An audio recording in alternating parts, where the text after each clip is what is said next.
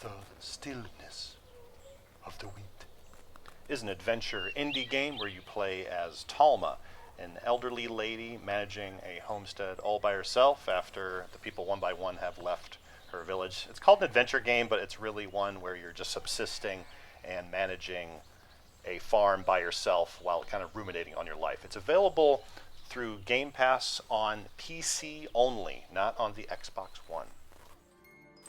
It's an atmospheric story type of a game. The story is done in like some other indie games through reading text and then reading letters that you receive every day from the tradesmen.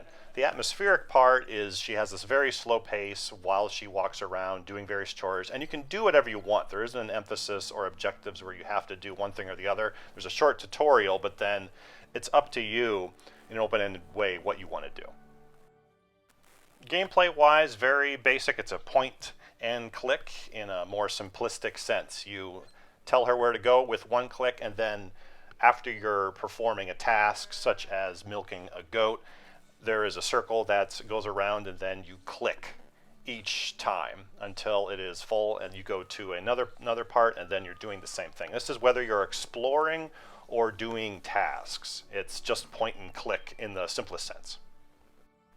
Like with the story, the goal with the gameplay, it just functions to suck you into the atmosphere and the ambiance going around you. The lady that you're controlling is very slow. The day and night cycle is very quick, and you don't know the consequences to anything you're doing, including trading. So what this does is, rather than worrying about getting done what you're doing, you listen to the background music, the sounds of the nature, and the music when it creeps in. Besides single button clicking to do different tasks or just generally exploring around the homestead, the only other gameplay feature is trading with the tradesmen. Now, certain things have more value, like cheese. You can get more valuable items, some of which give like certain status effects, like a lantern that you hang onto your shed. But this too, you don't know the consequences really, you just know that you have more valuable things and that you're losing more valuable things as time goes on. It's a game best played in a quiet environment. The emphasis is really on the atmosphere and the environment in combination with the slow pace and the subtle sounds from the environment, sound effects.